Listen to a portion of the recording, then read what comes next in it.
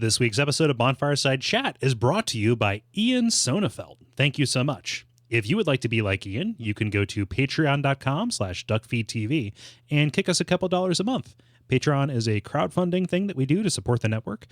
Think of it as an ongoing Kickstarter, and you can get some rewards for your generosity. Once again, that is patreon.com/DuckFeedTV.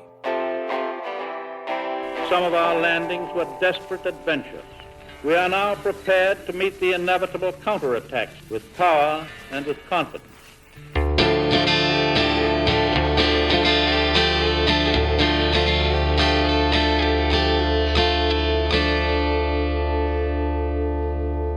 You have met the king, have you?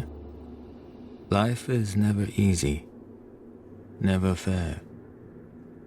Even more so on this path you've chosen. May you find your peace one day. My name is Gary Butterfield. My name is Kole Ross. And I'm Davin Pavlas. And you're listening to Bonfireside Chat. It is a cursed favorite. And this week we are talking about the Shrine of Amana and the Undead Crypt. And as you heard, we're joined by Davin. Hey, Davin. How's it going? Hey, I'm doing all right. I'm ready to talk about two zones that just punished me so raw.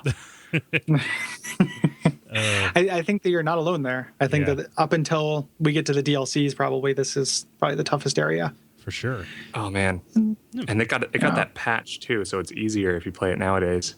Yeah, these whippersnappers. Kids will never understand what we went through. With our vinyl and our homing soul crystals. Tell the audience a little bit about yourself, David.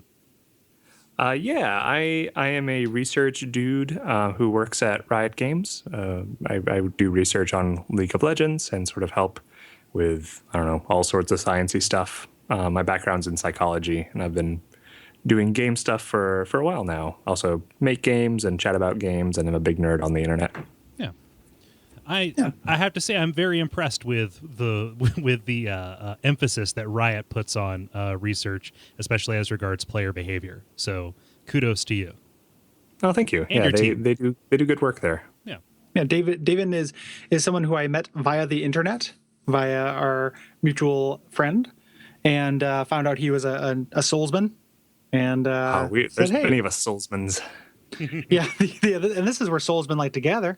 So I figured, why not see if this soulsman wanted to jump on the soul chat, get on the soul train, get on that fire. Yeah, gather around the bonfire. Yeah, is Souls popular at Riot? Yeah, a bunch of us actually really like Dark Souls. It's sort of I remember when in prep for 2. One coworker was playing 1 for the first time, and there was this kind of perverse pleasure in circling around their desk and watching them encounter various things for the first time, and just sort of having that delightful dramatic irony of something bad is going to happen to them and they don't even know. You can tell when something bad's about to happen because like nobody's breathing. Like, you all stop breathing. What's happening? Yeah. I just had a thought. All the animals stop in the forest. Yeah, the birds just fall from the sky. Yeah. What were you saying? I'm sorry to interrupt you. Oh, that's fine. When I said we're all gathered around the bonfire, I was thinking of us being like warm and putting our hands out and it being toasty. But the bonfires are powered by like bones, right? Like they run on bone dust. Yeah. Yeah, toasty bones. Yeah, toasty bones. Toasty Bones for the makers of my Nerd Dark Racks. Souls character. Yeah. Toasty Bones. And this area is not particularly warm either. And if you make it warm, it's quite moist. In trouble. Yes, indeed. Yes, it's custardy. The Shrine of what did we do last time, Cole? Well, previously we stormed the dread castle Drangleic, only to find that the throne sat empty. And at the urging of Queen Nashandra, we fled down the King's Passage to take a long, hard look at the Mirror Knight before hopping onto an elevator to a linear plot. Or at least a linear progression of stages. Yeah, pretty much. Yeah. If not a plot. I mean, there's a little bit of narrative inside this bad boy. That's actually, I think that's why Amana is one of my favorite areas of the game, is there's a lot of cool, hidden Dark Souls-y stuff in it. Yeah. Yeah, I was just about to ask, because when you're one of the first guests we talked to So it was one of those things where it's like, hey, what are you doing in 6 months? You know, and I remember asking you like what area you're interested in, and you picked these ones specifically. So that I think, and I was going to ask you what that reason was. So reason one was they punished me so brutally that commiserating with people about that sounded nice. And honestly, I thought Amana and the Crypt were some of the most evocative areas in the game. I know a lot of people feel really strongly about the castle and about like the dragon area and things like that, but Amana is really sad and kind of somber and feels very Dark Souls in that a lot of things have clearly happened to lead it to this place, and now it's just kind of static, and you're sort of disturbing it by going in there, which is a neat Dark Souls-y feeling for me. yeah, and just aesthetically, like for my money, I think this is the most beautiful area in any of the Dark Souls games. Oh yeah, Shrine it's of got Amana the specifically. cover lights. Yeah, like this is just gorgeous. Like this just does it for me visually, especially with the PC version, because the PS3 version, we'll talk about this a little bit because it impacts it mechanically, but the PS3 version with the lower resolution, it was harder to see how good it looked, and then also harder to make out enemies hiding in the weeds and such. Or those frickin' drops in the water. Yeah. Yeah. I think that I like these areas a lot narratively, just because it does return to that indirect style of of narrative that Dark Souls does so well. And like this is kind of a conclusion of sorts, right? Before we proceed back beyond this false wall that we've found here in Drain Lake and beyond. And the story that this tells, you're absolutely right to say it is one of like false hope and then almost entirely lost hope, right? Yeah. The creepy reveal at the end of these two stages was really upsetting to me. Like I don't know if this is jumping ahead, but the way they structure sort of the end point just feels wrong. Like things didn't turn out the way they're supposed to, and I like that. Yeah, we'll definitely talk about that. Like, and I have a similar kind of feeling to it. Is one of my favorites. So what these things are, what these areas are. So there's a shrine beyond Castle Drang Lake where the undead curse can be lifted, we're told. And this is a place of unimaginable power. And there are a sect of women charged with stealing away a demon who hungers for flesh. When we get there, it's this flooded shrine city, and it's watched over by these hallowed fallen soldiers and of an invading force of Lindelt. Do you have a Kole? I'm looking through notes here. Do you have a source for the invading part? Yeah. Lindelt? Oh, for the crypt. Mm-hmm. Yeah. Because I don't remember reading anything about them invading Amana, but I did remember reading about them invading the crypt. Yeah. So, since the crypt lies beyond this, it's a fairly safe assumption. Yeah, at least the Lindelt. Because the Amana sorcerers, like they're kind of in cahoots now, because when you're hollowed, hey, anything goes. Yeah. We're all the same on the inside. They just happen to both be facing the same direction when they hollowed, so now they just attack that direction together. Yeah, it just worked out that way. But there are kind of two separate forces here, and that's important. There are the original, the Milfinito and the Amana priestesses, and then the invading force from Lindelt. Yeah. Let's talk about the topography of this area, because we've alluded to this being beautiful, but let's hit some specifics. This to me is really evocative of like Ash Lake and the Great Hollow and a little bit of things betwixt, because it's got this nice cool color palette, and you're looking up at the sun kind of coming down through this tangle of roots, right? Mm-hmm.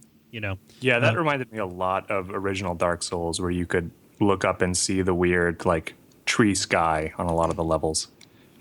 Yeah. For sure. And then just that use of colored light. I don't know if that makes me simple, that I'm so I'm so bowled over by just like, hey, water and colored light. Like I realize that's a Spencer's Gifts or like, kind of thing. Like I could just go in and get like a fountain that does that. Spencer's Gifts is a business that does well. Like they're on to something. So I don't think you need to beat yourself up too much about this. When they first came upon the Hooter Tutor, the farting owl toy, I remember thinking that this was this was a real sea change in the world of farting owl toys, and I was not wrong. If you hate Spencer's Gifts, you hate success. Yeah, and America and capitalism and bongs. Yeah, all things I hate. Ron Paul, 2012. Yeah. Yeah. So if you like colored light, man, have I got a custom Quake map for you. Um, but you're absolutely right. This is kind of like a great counterpoint to the Black Gulch. You know, it's glowing fauna of a different sort that is, kind of meant to be, I don't know, entrancing, I guess. It actually reminded me, a whole lot of this level reminds me of Final Fantasy X. Yeah. And that it has a lot of like water, it has a lot of blue lights, and it has very important like fireflies. Yeah. Yeah, that's an interesting, I didn't make that connection, but that's on point. I think I would agree with that. Yeah. And just the way that it reveals this, this kind of amazing view, like just all at once, right? Before you get down to ground/water level and, realize what kind of hell you're in for. That initial moment is like breathtaking. Yeah, and then you get ambushed by one of those Lindelt soldiers on your way down. Yeah. And then you know, oh shit, it started. It begins. Yeah, immediately this guy comes, which is one of the things. So they give you tons of twinkling titanite. So it's kind of weirdly perverse. Like this area is very hard, but you're encouraged to spend some time here, depending on what kind of build you have. You're introduced to the two enemies. So these Lindelt clerics, and then the waterlogged hollows, like the frogmen. Yeah. Hollows, which are just dead people who have been there long enough, is my understanding. So they're just they've adapted to an underwater environment. And the interesting thing about these guys is that they're docile as long as they're looking at fireflies, which is like, what is that song? Owl City. Yeah, it's like that Owl City. They're little Owl City fans. Yeah. Well, no, okay. So they are music fans, but I think that they get docile and the fireflies are out when the Milfinito are singing. Everything that I've read links them. The little ones dance. Yeah. It's the Milfinitos singing causes the fireflies to dance, which chills these guys out. Yeah. They just get real blissed out. Yeah, exactly. It's like catnip. Yeah. For them. It's like wandering into a Spencer's from the Hot Topic. Yeah, finally, I am home. Give me a big plastic stein. I actually found that to me, the deadliest enemy in this area is the water, because the contrast between the ground and where the ground isn't ground anymore when you're in the water is extremely difficult to see unless you have a torch out. So when all the enemies are coming at you and you're dodging stuff, it's so easy to just fall down and drown. Well, and the perverse thing is that the game disincentivizes having a torch. Like they give you torches, yes, but having a torch will cause these waterlogged undead to make a beeline for you from kind of a greater distance. Is that a firefly? Yeah, exactly. Or they're just mad because it's like it's pretending to be a firefly. It's besmirching the honor of them. It's like respect the glow bugs. Yeah, when anything besmirches the honors of games or gamers, we like to jump all over it. So in a way, I understand them. It's an insult to games. Yeah. Shudder. We all get sad. Yeah. Because we can't go a single episode without it. Well, I can't go a single day without reading about it. Yeah, so. Me too. No, that wasn't a criticism. That was more me speaking as somebody in the audience. Yeah, people are at some point probably sick of hearing us. Oh well. I mean, tough shit. Yeah. Yeah. For sure. Cast light works especially well for this. If you're a witch. Yeah. It also makes the air look even more pretty because it has another colored light. That sounds tempting to me. It's. I don't know why, but I think that this is a good plan. Yeah. So you make your way through this thing, and you run into your first non-caged Milfinito. Yeah. So this is the same person that we saw caged behind the embedded, and we could talk about Milfinitos a little bit. Yeah. Because these guys took me, one of the things in Dark Souls 2 that took me the longest to kind of get at all. I understand, and also even just kind of the greater lore community to get.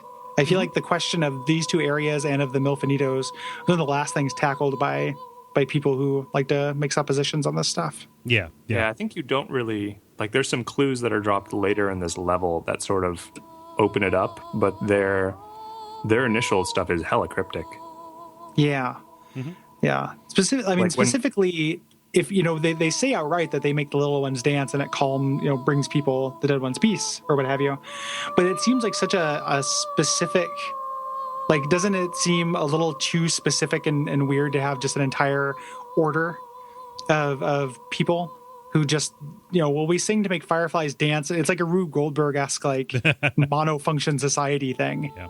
I sort of wondered if the fireflies or the little ones they referenced were like a adaptation of the humanity spirits, because that would kind of make sense as to why you would have someone devoted to that if that's what the dead become in the game. Because they're taking care of the dead, similar to another group that we'll meet on our path here. Yeah. And if in Dark Souls world, fireflies have now become what those little spirits look like, which I think you see them in the intro too, don't you? There's that tree that has a bunch of them on it. Yeah. Or at least Maybe similar, some kind of similar glowing sprite. Yeah. Yeah. Like the way that I read this, obviously they have Nito in their name, and so does this later sect. That doesn't mean anything. That doesn't add up. I don't know what you're referencing here. they explicitly allude to to the great old dead one or something like that. To the first of the dead, harkening back to Nito, or at least some order that has descended from his teachings, right? But also, these are they mention a sect here that has lost its way. So it could be that they've wandered away from their initial purpose and kind of taken up just like singing because that is all they remember. Because as we see a little bit later, they're in the process of hollowing. And that is, probably what led to, this area turning as bad as it did, right? I thought I've read that the priestesses that the Amana priestesses are the ones that had gone hollow. If you're referring to the people who kind of dropped the ball and let the demon of song out. Like, I don't think that I don't think that is the same as the Milfinito. Okay. Yeah, they don't seem to be human. Like, they don't seem to be hollowable in that sense. There's one that looks beat up, but she doesn't look hollow to me. If it's the one that's right outside the boss chamber. Yeah, to me, I read her as like, maybe one death down. When you see in the progressive hollowing. Yeah, right? yeah. And it very much also could be that they were initially in the crypt and wandered outside of it. They mention, several times, we are one of many, right? They are legion. They all, kind of have a hive mind thing going, and that they have been here forever and will always be here, right? Yeah, for sure. And like, well, one of the things I remember reading on is kind of just like looking up different people's opinions about this is that the undead that are hanging outside of in the Shrine of Amana, who aren't able to get into the Undead Crypt, are there because being in the Undead Crypt is for some kind of royalty or some kind of like a status thing for the dead, and that maybe these people are here because they're providing a measure of comfort. Like, the Undead Crypt is a way to comfort people who are undead, to kind of pretend to be dead.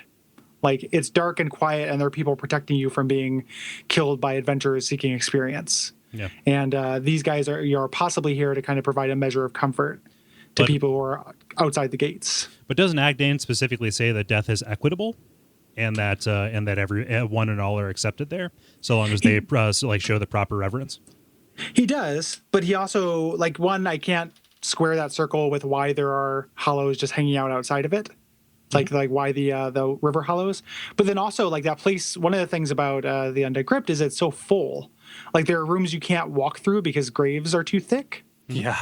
So I thought maybe it is like almost a concern, like no room at the end kind of thing. So. It could also just be that at this point they've sort of stopped. Like, it feels like a place that had more formal function and is sort of in disrepair in some ways. Yeah, I could for sure see that as well. So, yeah, who knows? Have we talked about those nightmare shrine maidens yet? We're almost there. Yeah. Okay. I think we've alluded to them from the beginning. Yeah. We're on our way. real quick too. I mentioned this like many episodes back, but another like lore thing I can't quite figure out is I have no idea why there's a curse pot here. Yeah, that's the crazy thing, right? It's like right inside that first hut. Yeah, or right outside it, right? And it's kind of askew, like it's falling down, but that has stymied any of my efforts to kind of figure out what the deal is with curse pots. Yeah. Like, it makes sense for them to be outside of Bright Sound Sodora, Brightstone Sodora, Seath, Curse, like associating those kind of things, like it makes more sense to me than and by outside of Brightstone Sodora, I mean in the Shaded Woods. But the here, like I just have no idea why one's there. It feels insignificant. Is it because of Lindelt? Like, well, Lindelt's never been previously associated with them either. Like it could be, like they could have brought them with them. I always kind of assumed they were related to them because they were that aren't they the Drake cult group? Yes. Yep. Yeah. Specifically, the melee fighters that you find here have the Archdrake stuff. Yeah. Including that shield, which has a pretty interesting. No, it's a slumbering dragon shield, which further associates them with the dragons. Yeah, but not. I mean, I guess with dragons in general, but I don't necessarily associate them with like laughing curse monstrosity things. All that I can think of is, there's very little sign that Aldea has tampered here, except for one real big one later. Mm-hmm. That is the only thing I could see. Like, it's the only inroad into why that would be here, because we've kind of established in the past, right, that those are, weapons. Basically, it's biological warfare, right? That's what they seem like. Yeah. At least to me, yeah. So, Yeah, I don't know. I think do we see more of those in the Undead Crypt? No. This is the. I think this is the last one we run into, actually. What are the jars that? Oh, those must be the poison ones. Well, I think those are water. Yeah. Or oil. Okay. Like, well, yeah, one or the other. It's another kind of liquid, though. It either set you on fire. I think they're actually there if you roll through them with a torch, because it looks inky. When you've done it, I've never done it with a torch though, so it might just be water. Yeah, gotcha. Yeah, we have the second area, so you get that merciful bonfire, and now this is the area. This area is very merciful. Well, I was thinking about I went through today because when I was refreshing my memory, I'm like, I'm going to go through it with just a melee build just to make sure it's possible and go through it and see how it's changed with the patch and everything, and not because even on mostly melee builds, I'd have some kind of distance weapon usually, and I wonder if people would just like this area a little bit less if there was a bonfire at that like the third rest. Like we're just at the second one now, but at the one right before the home stretch, if there's a bonfire there, I bet you people would be, if they didn't have to do this next stretch, every time they died in the next area, I think they'd be a little bit happier. I certainly would have been. I did this as a primary melee build with a little bit of miracle, so I had some lightning spear, but not a lot. And I wasn't using like poison arrows or anything, and it was brutal. Like the sort of rests you have are spaced out really far. Yeah, and they cover each other. The casters. You have this insane range, and they're positioned in a way that if you close the distance to melee one, another one has you in their sights. Yeah. Yeah. You can roll like around the homing soul mass, but it's really difficult to then also attack and not get hit by the next one. Yeah. Yeah. That's really the issue. If you're just dealing with one of them, it's pretty easy because they move really slowly. So the roll timing is not tricky at all, but you're almost always dealing with multiple ones or the waterlogged undead.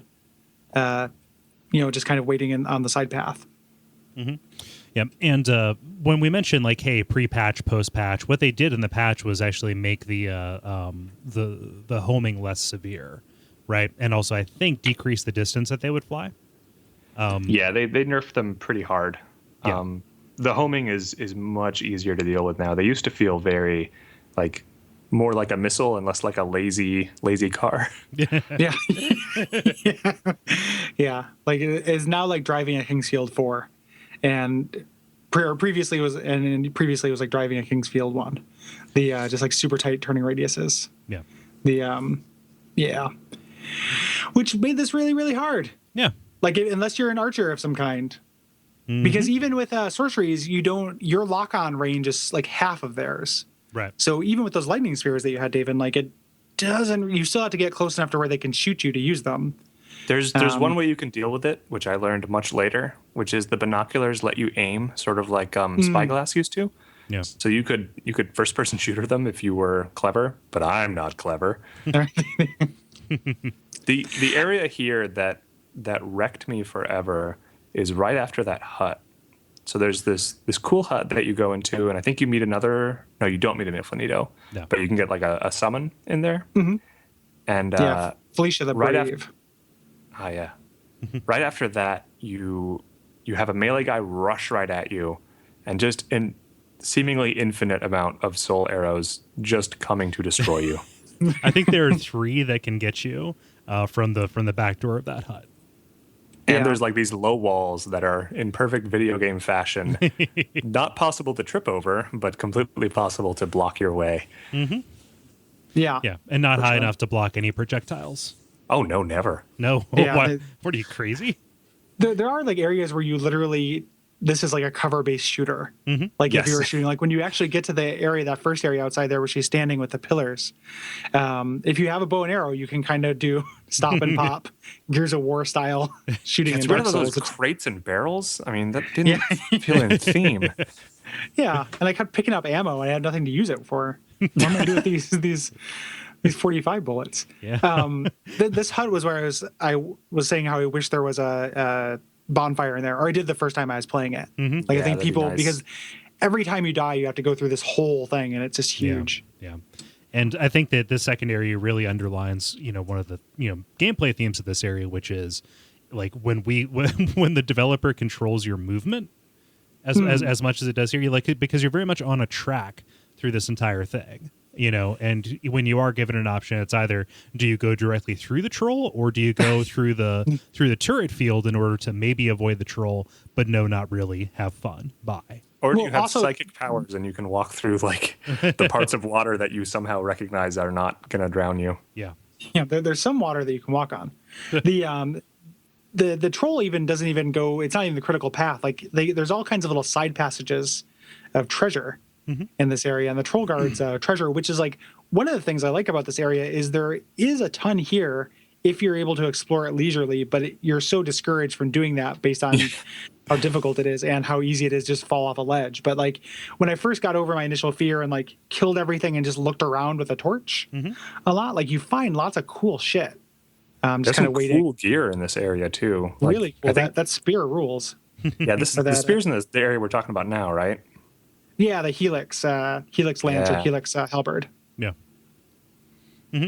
Yep. So let's go back to Felicia for a second. Is this the the primary example of a summon, and maybe the only example of a summon that is meant just to help you deal with the level itself and not a boss? Because like the only other example I could think of would be what's her name in Sinner's Rise, maybe. Oh yeah, yeah. Well, she's Yeah, positioned in a weird way too, where you're really unlikely to be human at this point. Yes. And there's nothing to really forecast that, hey, you might want to be human in this area because there's no bonfire there. Yeah. So I wonder what intrepid people first discovered this, because they must have been human the whole way through and thus be unstoppable monster gods. When I first saw it, it was because I had gone so hollow that I just needed the HP boost. Oh, So like I used an effigy just because I was like, oh, I'm at double my HP, and then found her, and she's actually like really useful. Yeah. Like her aggro range is really high, which is super useful for this, and she heals. I think this was the first NPC I remember running into that healed. There are more that do it now, and most of them in the DLC do. But Felicia will heal if she gets hurt, which is just great. Like, and because she's going to get hurt because she's dealing with the Shrine of Amana, and that's what happens there. But she's really useful, and for the longest time, she was the speedrun strat. Was just like get Felicia to distract things while you run past them. Yeah, she's going out there. Yeah, so like when you actually get up close and personal with these guys, it's like a mix of these clerics and these Archdrake set dudes, right? Or they're like the Shrine Maidens and the clerics rather. yeah, especially right when you get to that cave opening. Exactly. Like it's like a million of them. It felt like and a there's million. there's a healer. Yes. Like they brought an actual cleric with them. So here's my question, and I kind of feel like we're letting the area off easy because we're not spouting invectives at it. This is kind of the first place where I felt like From, pre-patch when I was first playing it, where I felt like From was being mean, like intentionally cruel in a way that was maybe disrespectful of my time. I don't feel that way now, obviously, because they've kind of like corrected that, and I kind of know it. But it just felt so insurmountable in a way that even the Anor Londo archers did not. Do you guys agree with that, or am I overreacting? Actually, I think it's really interesting that you bring up the archers, because the The archers and these enemies have the same solution if you want to bypass them, which is the poison arrow thing. The archers, I was always happy to poison arrow cheese those because I thought that they were sent by a literal devil who hated all life on Earth. Whereas these, it felt really brutal, but it felt more fair because I could mostly see what was going on. So even though it was really cruel and really hard, and it was clear that they hated me specifically as a person, I really wanted to beat it. Like I wanted to get through that, even though the whole game was screaming "fuck you, Davin" the whole time. Yeah. Yeah, I think that a big difference for me between this and the archers is the fact that you have this area is more of an endurance test than the archers. The archers are you go through a really long area and you get shot once and get knocked off the bridge and fuck you. And these guys shoot you and it hurts, but it's like you have more kind of leeway to prepare. Like I remember the first time I went through this, and now I'm all get good swag 420 no scope and I just like roll through shit. But the first time through, like I was like, okay, I need a magic shield. Like I'm gonna go infuse a magic shield, and I did that, and I took minimal chip damage from the bolts, and I could block them, and it was like it was hard, but not that big of a deal. Like nothing instantly kills you other than falling off the edge, which like happened to me several times. Yeah, but which was frustrating, especially around that bridge where the geometry is just outright hostile. That's the part of the stage that I felt was cruel. Like it's just like that area where you fight the Hydra in Dark Souls. Yeah, where it's really absurdly hard to see the ground. Like it feels like you're fighting game usability. You're not fighting the game, and that don't fly. I don't like that. Yeah. Yeah, I don't know. I don't remember feeling like it was overly unfair. Like I remember I had a much harder time and felt a little bit more stressed out, and I never really felt like it was unfair, but had a harder time with the first big room in the Iron Keep with the actual archers and that. Like that room took me ages. Yeah. This took me a long time and was cruel, but like raw. Yeah, I feel like I want to draw a distinction between unfair and cruel. Like, I don't know. Like unfair feels a little bit too strong in terms of that. So I want to make sure I'm not being misunderstood by saying, oh, well, this is obviously cheesed or whatever. But like I don't know. It stuck out as hostile to me.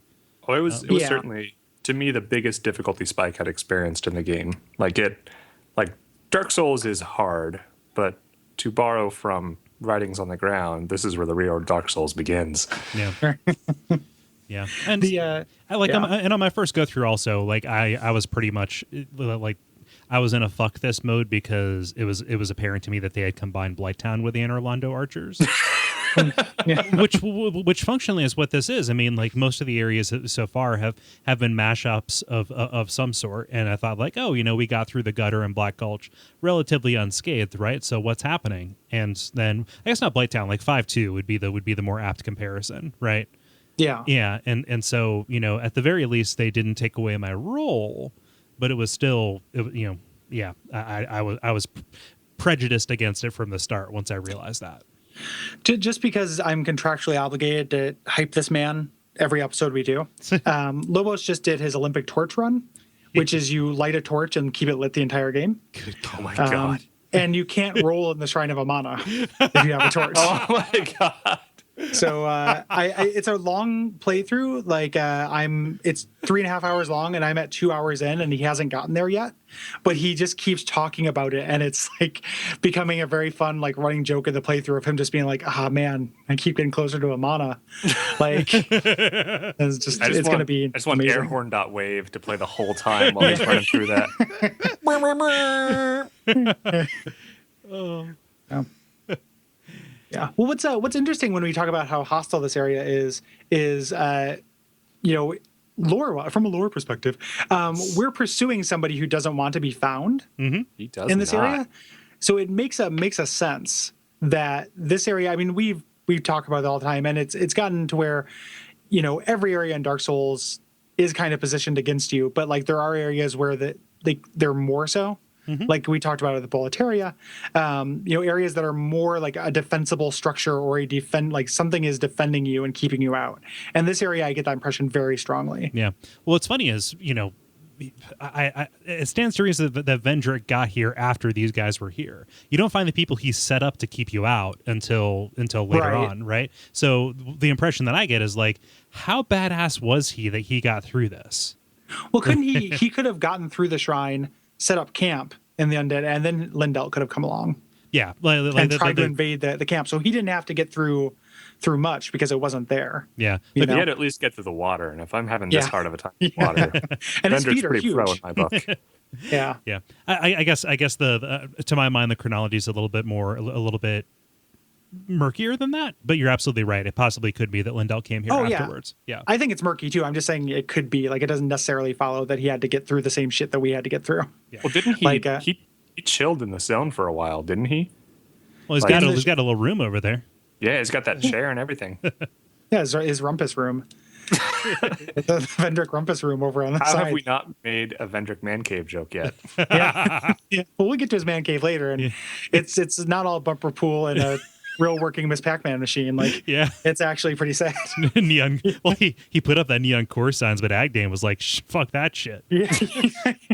He has 2 man caves. He has 2 man caves in this zone. God, there's chair man cave, and then there's sadness zone man cave. Yeah, it's like, well, it depends on whether he wants to pace or sit. Everybody has 2 states at least. So yep. Yeah. The classical 2 states of masculinity. Yeah. Pacing or sitting. Yes, the great equalizer. But yeah, I don't actually know the chronology other than I have no idea what it could have been. But if he had gone through here before it was taken over, and the Amana priestesses were just singing to keep the demon of song asleep, then great. Or just doing their rituals rather to keep him asleep. Like he probably just had a breeze, and maybe even before some of this stuff crumbled. Like we don't actually know when any of this stuff happened. So maybe he had walkways with handrails. Mm-hmm. Yeah, what if each of these huts was like a little restaurant, sit down, chill? Yeah, Starbucks. Yeah. You know where I think that supposition comes from? It's just that Vendrick's reign over Drink Lake is always presented as being the most recent. In terms of the layers and the stacking and stuff. And I could see him in his pursuit of trying to cure the curse, putting Drain Lake in a place where he could get to this fabled shrine, right? Right. That he had possibly heard about. And the fact that his passage, the place where he, both his escape route and the route that he had all of his men go through in order to, actually be in his service, would lead here. This probably had some kind of significance to him. Do you think maybe he stayed in the shrine for a while trying to figure out the way it lifts, and then when he realized he couldn't make it happen, then he goes into the crypt? His whole point is to try to lift the curse. We're literally presented with an object here that does so, but clearly he has not been able to avail himself of it. Yeah. He just had that one human effigy in his pocket, and he just couldn't get it to work. Damn. Yeah. Yeah. Huh. Yeah, that definitely. That could be. I've also read that before that, he's fleeing from Nishandra, and that the shrine and the Milfinito's power over the dead and the Finito's power over the dead is somehow involved in keeping her away from him. Yeah, where he ends up. Which is funny because they very much are couched in the dark, or what they interpret as the dark, right? Right.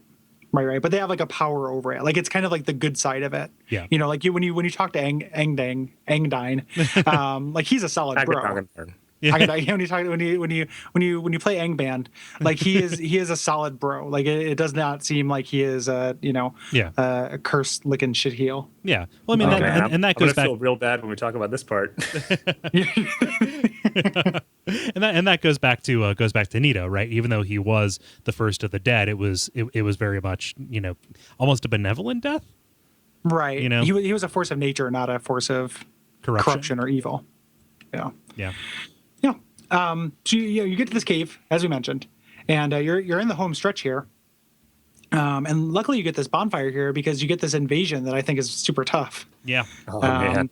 Yeah. Oh wait, we skipped one of my favorite enemies, the giant cute horn beetle. It's so cute. Oh, I want to be friends with it. There are so many things in Dark Souls that I would enjoy a plush of. Did you play Demon Souls, Davin? Oh, of course I did. We're talking OG here. Those fire bugs from the mines. I would love one of those. I think those things are adorable. Get on it, Etsy. Yeah. But yeah, after Cute Beetle Land, we hit that invasion. Holy moly! Yeah. So this guy, he's the heir to the Xanthus throne, I think. Yeah. Just in terms of being an extremely resilient caster invasion. I read a pro tip. I never tried it. I wasn't smart enough. But if you get here and you use a seed of the Tree of Giants, it turns all the enemies against invaders. They'll fight him and he'll fight them. And you can more or less just sit there and watch him clear the level for you. It's like Half-Life. Yeah. Which, I never knew that, but I read about it today. Huh. That's really cool. Yeah, super cool, because this is always really tricky for me. Like, often he can one-shot me with things. Like, he has some really powerful spells. Yeah. This guy felt harder to me than the person I foolishly let loose. That mage assassin guy. This guy just destroyed me constantly. Oh yeah. Well, mage assassin killed me too. I was on my first run through. I was getting killed by NPC invaders left and right. Yeah. Yeah. This very much is the caster zone, isn't it? Oh yeah. Not, at the risk of stating the obvious, I don't know that we've encountered an area this where the forces of magic were so overwhelmingly turned against us. So many GD witches. Yeah, am I right? Burn them. Yeah, well, we tried to burn them, but then we tried to drown them. Yeah. That didn't work. Yeah. They're too good at stuff. Yeah. You know what? This is also a little bit like oh gosh, what is it? Lost Izalith, right? Oh yeah, it kind of is. Yeah, the trees and the Yeah, I mean it has that whole you're looking up at the broken trees. Mm-hmm. Yeah, it's interesting. They're not broken trees. What is it? The roots. Yeah. So this area is this kind of big, like a big field where he invades, and then there's also a couple of casters and a dozen waterlogged lizard men. Yeah, and, just in case all those witches weren't enough, you also get nightmare undead. I think it's just to discourage you from trying to just run past it. Yeah, which thank goodness no one has ever died against the Demon of Song, because if you had, then I died against it once, but if he was a hard boss, this would be so annoying to just do over and over. It's so merciful that he's pretty easy. Here's my secret: I ran past this guy the first time. I couldn't beat him, so I just ran. Yeah, on my initial file, I think Peculiar Kindler, or whatever his name is still alive. Oh my gosh. Oh, I should also be noted. Hellkite Drake, who does YouTube's with the content, has unmasked Peculiar Kindler, and he's a real goober. He looks like a real dork. So if it makes you feel any better, he's a real goober. Huh. Same thing with Merciless Rowena. They both have real silly kind of pinhead faces. So there's a creepy survival horror feeling thing that happens in this one, which is when you meet we alluded to her before, but the kind of beat up looking Milfanito. Mm-hmm. Yeah. And she just kind of pieces out on you. Yeah. Yep. That was unsettling to me. I wasn't sure what that was supposed to be, what was going on there. Mm-hmm. But it didn't make me feel good. Yeah, it's a huge uh-oh moment, because so far you've been assuming that the singing comes from the Milfanito, right? Mm-hmm. Not the case. The singing continues even though she has, disappeared into a burst of light. And whoever's singing has got to be beautiful, because this song is lovely. It's like when Bart thinks his girlfriend is singing and it's Flanders. Yeah. That heavenly voice. Yeah. This is one of the best visual design bosses in Soulsdom, I think, as well. Mm-hmm.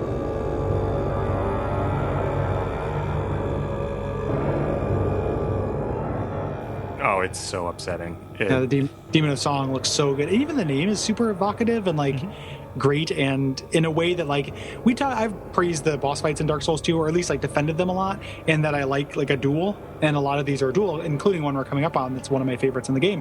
But this is a really successful big set PC boss, I think.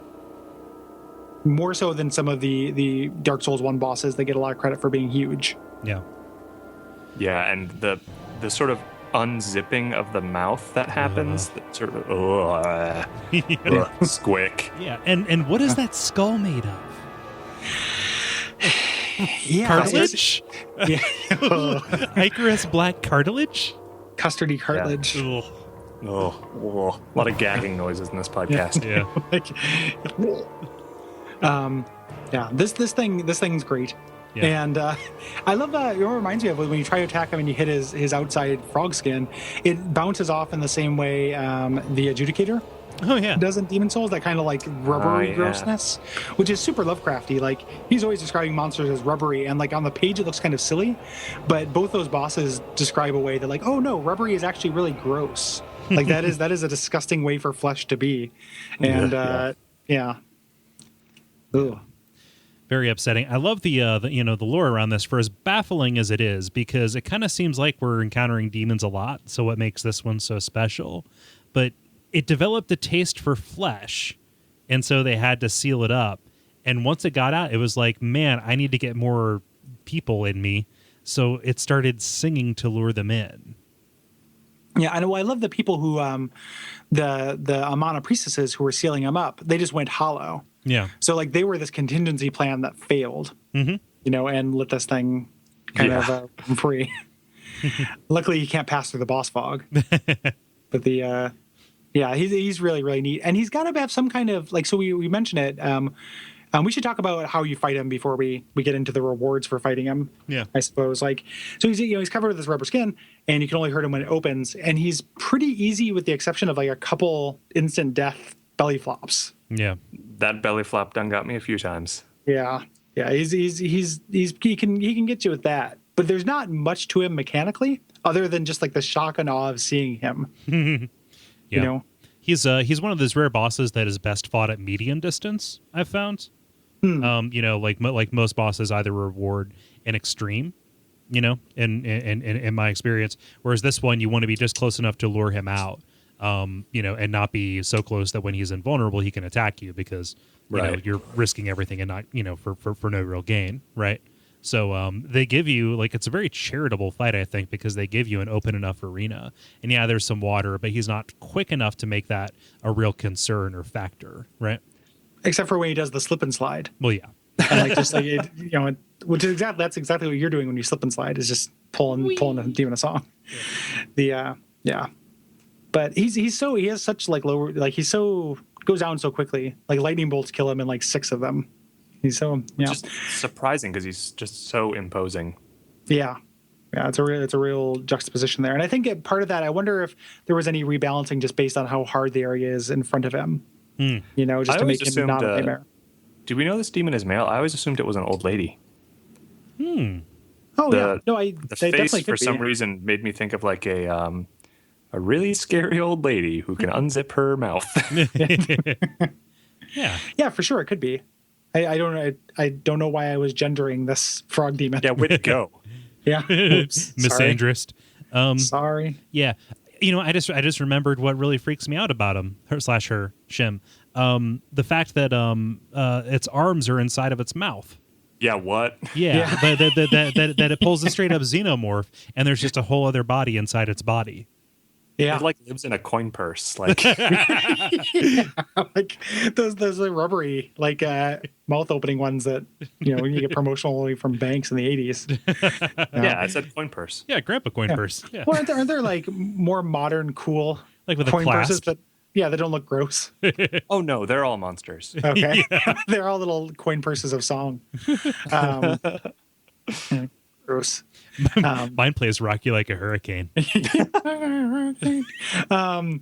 When you kill him, so I wonder what because we talked about last time how we don't understand the embedded. Right. Did he just maybe he ate the somebody who had the key, like whoever the embedded entrusted with this key to stop him from indulging in his carnal urges? Mm-hmm. Or what have you? Maybe Demon Song just ate him. Yeah. Is it the embedded Voldo? Can we get that out of the way? It's Voldo. Yeah. Right? Yeah. The embedded is Voldo / Voltiel from Silent Hill. Yeah, so I think that the dots are there to connect, just the idea that, okay, the Milfinito are tied to this area. I don't know why the Milfinito is in Drang Lake instead of, Aldeus, because Aldeus is where all things go to rest in cages.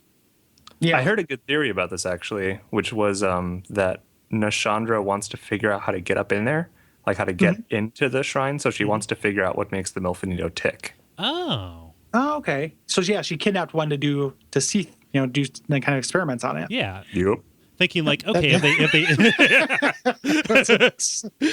I was expecting you to slip back into your real voice there for a second. I'm gonna take that little soundbite and use it.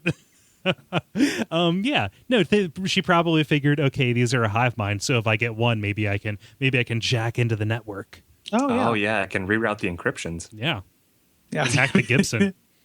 Yeah, just enhance. But the embedded is like a separate guy. Like I don't know if he's explicitly is locking himself, upside down into a door because he's tempted by, and I assume just the Milfinito. Mm-hmm.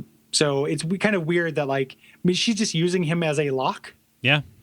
It's just like you said, the dots are there to connect, but I don't know exactly what goes between them.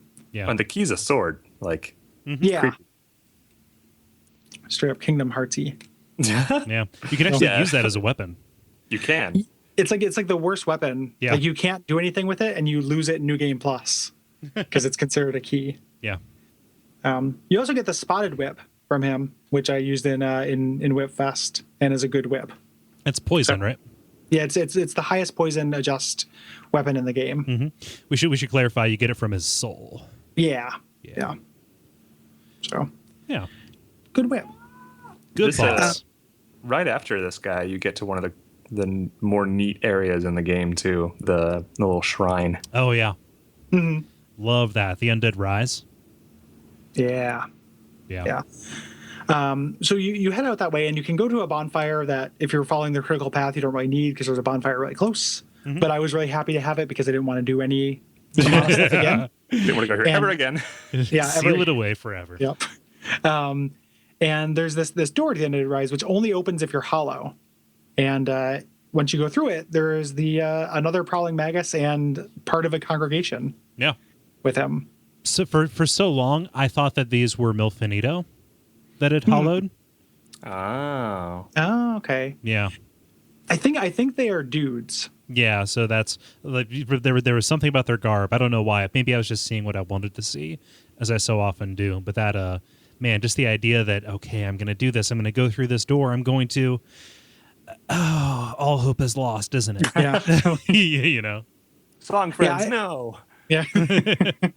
I like that idea of that, but I think that, and part of it probably just isn't even your fault. I just keep talking about, I'm not trying to PC master race this stuff, but you can see the details on enemies so much better. Mm-hmm. On the computer version of this, this is another one of those examples where it's like, oh, I can see exactly what these things are. Mm-hmm. As opposed to the PS3 where I just kind of knew they were crawling guys. Yeah. Especially with the kobolds too. In the when you run into those things in the beginning, I just there's little dog creatures running through the grass, and then now they can see them. They're kind of goofy looking. Yeah. But you get in here. I love the way this shrine looks. This is one of my favorite pieces of geometry in the game. I think, which it's a brazier, which looks a little like a little Lord Vesely, that has two skeletons in an embrace, and they're burning eternally. Gary, is it metal? It's metal. Okay. Ding, ding, ding. I mean, it seems a little more power ballad side of metal. They're hugging. Yeah. They're forever together in the afterlife. This is a really esoteric item that I imagine, again, what person found this out. Because it will turn you human, but you have to be hollow and you have to not have any effigies with you. And it seems like it's almost like a safety kind of feature, you're going to need to be human at some point, and we need to make sure what happens if the player totally runs out of effigies and can't do it. But there's no place that I know that you need to be human. It could just be a kindness, you just you're not stuck with half your HP for the rest of the game. Please re-examine the sentence you just used. It could be a kindness that From Software built into the game. It's all that on sounds a scale. lovely. Yeah, Yeah. It's going on a curve. Yeah. Though the kindness is itself kind of a fuck you from a plot element, because this is a thing that reverses hollowing. You're like, yay, I'm not. Oh no, I'm still cursed. It's still temporary. going on. Yeah. Yeah. And I could see this being the moment when Vendrick lost all hope when he found this, right? Yeah. Like this is the thing that this place was rumored to cure it, and it doesn't actually cure the curse at all. Mm-hmm. It just does the thing that these, he's got a pocket full of these bad boy, acorns that do the same thing. Yeah. It's like that food machine in Chrono Trigger. Yeah, exactly. You're still hungry. Wow, that is a really apt comparison. Yeah. Yeah. I'm full of JRPG references today. Yeah. I don't know. Like, so people reference the turn at the end of the crypt as the thing that really kind of like was a sucker punch to them. This was the sucker punch for me. Because I thought that this was the goal. But how did you figure it out though? Because like I didn't know, like all this stuff about it being where Vendrick lost his hope and stuff is very interesting to me, but I didn't know what this thing did when I first got here. When I tried to use it, it didn't do anything, and it says it doesn't do anything. Right. Yeah. Yeah. like that for me, and then it was taken one level deeper when I read into it. It's like, okay, what the fuck is this? And found out like, oh yeah, like it totally is just temporary. Yeah. Yeah. So that's how it manifested for me. And the Milfinito here, like who I guess is the headmistress or the matron of the Milfinito, or the one who speaks with the most confidence because you've gotten this far, actually comes out and straight up references Nito, right, in her speech. Which again, we kind of dropped off from looking for connections to Dark Souls 1 a little bit. That was a very nice treat, I suppose. Yeah. Even though I didn't really grok the significance of it until much later in the interpretation. The thing I like about it is it seemed so like it stood out so much that their name was the Milfinito. Yeah. And then later there are the Finito, and we also know about Nito. Like if there wasn't some kind of connection, I'd be like, okay, all right, that's just that just seems silly to me. Like if you're just making up names, make up literally anything that doesn't sound like something that's that you've gonna do done this. before. Like that felt trolly if it wasn't an actual reference. Yeah. I'm really sad you didn't call that whole thing Nito. Yeah. Yeah. Well, it wouldn't be Nito. It is Nito that it's Nito, but it wouldn't be Nito if it wasn't Nito. Yeah. Nito is on first. Guys, you know what? We need to go to the Undead Crypt. Yeah. That was a Nito segue. Yeah. Yeah. Which I just imagine Nito riding on a Segway when I said that, like a sweet bone Segway. That would help because he's kind of ball shaped and weird. Like Yeah. I bet having wheels underneath him would make his life a lot easier. Please, Yeah. bone wheels. Bone wheels, yeah. Bone wheels, yeah. Yeah. Just ride on that the chariot. Yeah. Oh yeah, let me Soups chill. Yeah. I want to say that this was like fan art that people should make, but it's fan art that I'm sure people have made. Yeah, like Nito is super popular, second only to Solaire, and like Nito, the art that Scott Benson made of Nito, that little animated walk cycle he did, to me is canonically what Nito looks like. That is great. I will put that in the show notes in case anyone is unfamiliar. Please do.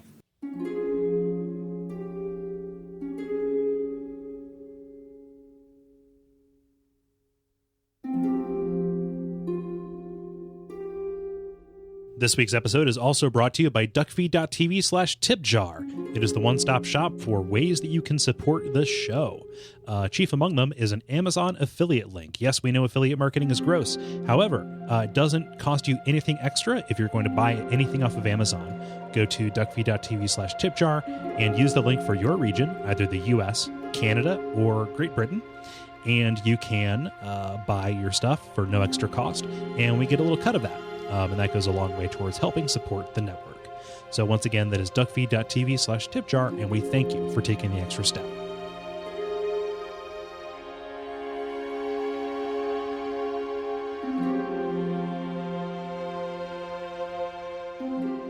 Hopping onto a little elevator here, we're headed down into the Undead Crypt, past this church-like entranceway. Yeah, and this is where the cursed can find peace. As I mentioned before, they can pretend they're dead, like they can L7 it.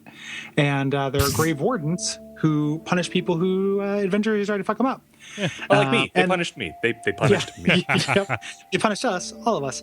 And when they're not doing that, sometimes they loan some grave wardens to the Earth and Peak collection. Yeah. For some reason, which drives me nuts. Like God, why are they there? Gosh, it makes so much sense here. They're okay. Can I jump into that, because I had a little miniature, not epiphany, but I had a little realization when I was reading some of their descriptions again.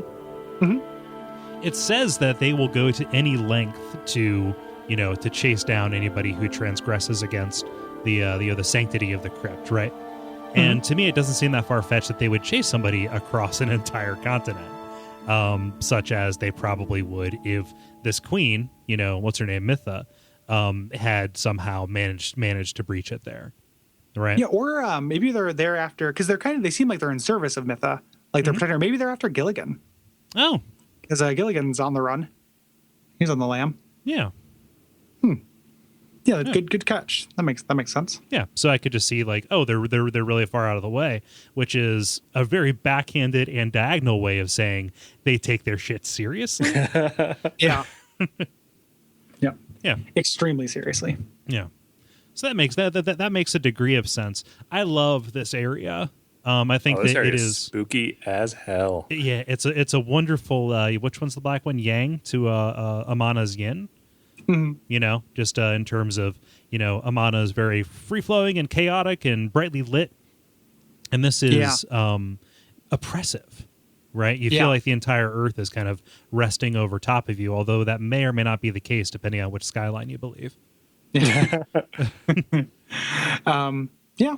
And it is, and it makes the fact that it's so dark makes light, like specifically later when you can add some light to this area, just incredible.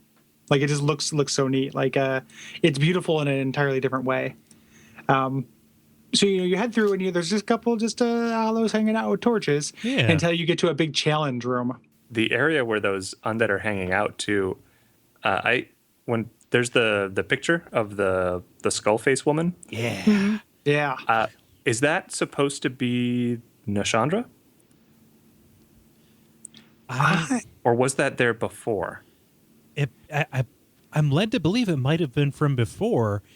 So my thing is that may have been one of the initial priests of Nito, or one of the like proto Milfinito, right? That makes or sense. Like founder of the Finito. Yeah. Yeah. I'd wondered if it was like an initial thing, or if they had carved that after Vendrick got there.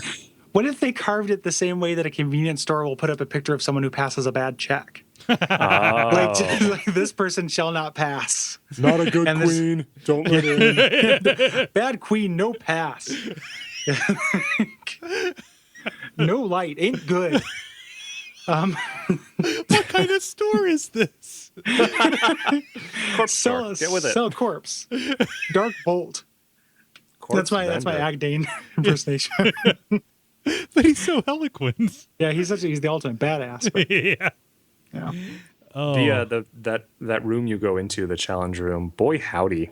That reminded me a lot of that area you wish there was a bonfire after, because mages just destroy everything about you. Again, witches.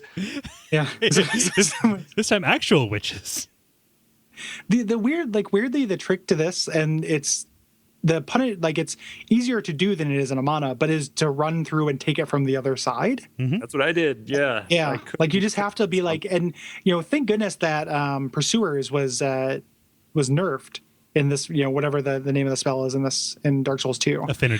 Affinity. Like affinity is so much easier to avoid in this one. So you can make it, but otherwise you would be like, if you stay and try to fight it, and we'll talk about it later, but like there's a real serious surprise in this room when you get into New Game Plus as well, which is intense. Yeah. I turned this area into a blasted hellscape because of what happens in the next room. So if we can talk about the next room, then I can tell you how I became King Fuck Up. King Fuck Up. Yes, we can, my liege. Lord of the Oopsies. Yeah. Okay. Can I say two more things about these witches? You betcha. Yeah. Okay. The first thing is they're pretty. Yeah, they're pretty ladies. The first thing is, I think they're pretty ladies. They're pretty ladies. And the second thing is, I like their clothes. No, Her hair smells good. Oh, like corpses. Person. No. So this is the one of the areas that is similar to the Sinner's Rise fight. This would be a lot easier if you could actually lock onto these fuckers, but it's so dark you can't. Yeah. Yeah. And the second is this is one of the first types of enemies that will just cast from all spells, all spell schools. Well, it's because of their staff. Yep. Like if you can get that staff and let you do everything, it's pretty sweet. Except for pyromancies, which they do, Yeah. but you cannot. Yeah. I mean, They're wearing cool. the glove and holding the staff. Yeah, why Which you can't never I do figured out how that? to do. You need the flashlight mod for your hand. Yeah. Duct tape. Or duct tape mod, yeah. Yeah. Huh. Yeah, but you go past here and somebody says, turn out the lights. Here, tell me how you turn this into a blasted hellscape king fuck up. Okay, so Agdane Argrim Garbuzar, he's a real cool dude where if you don't turn on the lights, he'll talk to you and he's really neat. If you're Davin and you're on your first walkthrough, your first playthrough rather, and you're like, oh, you want me to turn off the lights? Fuck you, here's a flame butterfly. You will aggro the entire room of these grave wardens. Yes. And you'll die, because what else are you going to do? Mm-hmm. And then when you respawn at the bonfire and you go into Nightmare Room, you've learned that you run past Nightmare Room and fight from the other side. Now, when you're at the other side, grave wardens pour through the door. Getting pincer attacked. There's like 4 of them. Yep. And they're no slouches. No, they murder you. They'll go to any length, I hear. Yeah. Yes, they'll go. You run to Earthen Peak and they're still there. Yeah, so I made this room insufferable. It was really, really, really hard to get through. There's so many people. I thought for a second you were going to mention that you got fooled because a lot of people put a illusory wall tri-torch up against walls here. So I see that all the time. I'm just like, hey. You fuckers. Beware of liar. Yeah. So in my second playthrough, I got to hang out with Finito, and he's pretty with the Finito Agdane, and he's pretty cool. Yeah. Yeah, I like him. He's a true blue dude. Yeah. By which I mean he's literally blue. Just a blue collar grave warden. Yep. Yeah. Well, grave digging is traditionally a very blue collar profession. Yeah. He's a good summon. He's a good vendor. Yeah. He gives you good stuff after you've fought the optional boss that we're not going to talk Which about. is a little creepy because he gives you his clothes.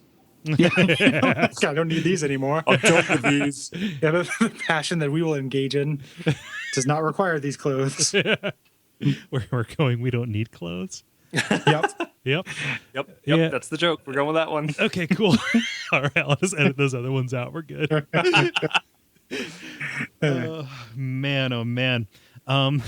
He says some shade at Gwyn too. Oh, that he does.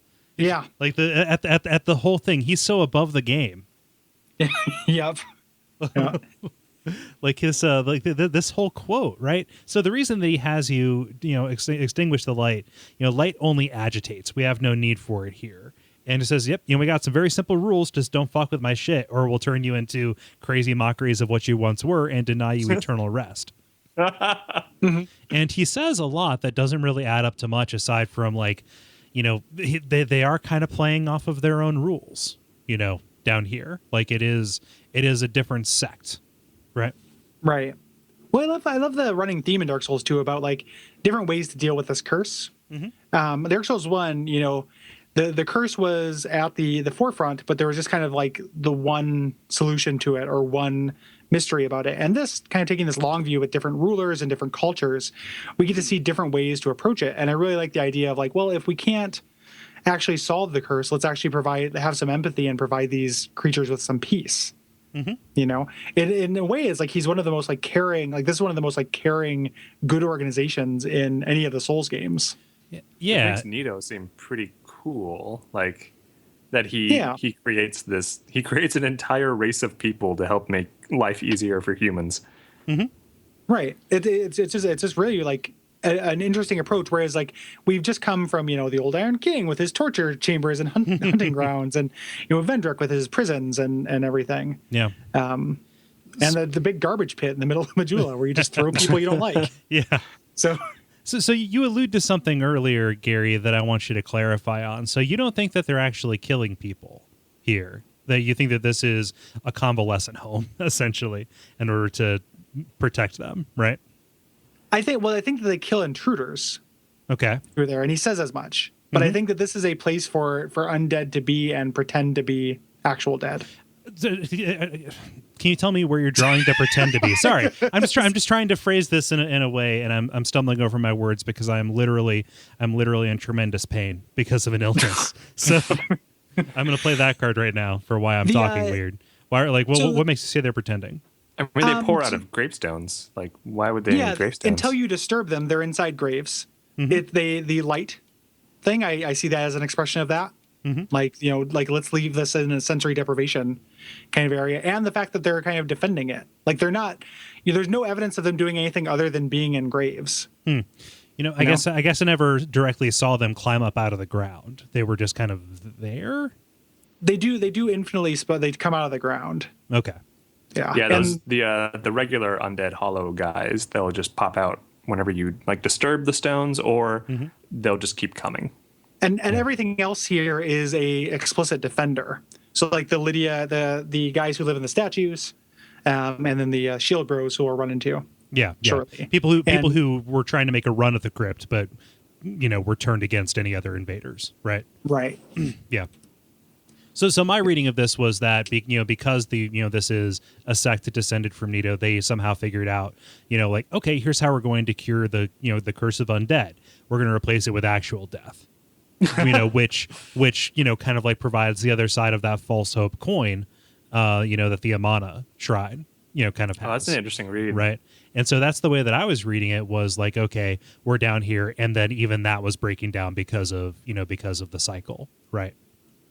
Yeah. Well, they can't kill any of the undead. They're infinite undead here. Like, they just keep coming back. Yeah. So I don't know. Like, I like that. I like the idea of that poetically, but it also, this place seems more functional to me than Amana does. This does not seem quite as broken down and such. Yeah. I don't know. I guess I was working from an incomplete, or from a misinformed view, but it I don't know. Well, not necessarily. I mean, there's no necessarily right or wrong to it. Yeah, we're talking about Dark Souls here.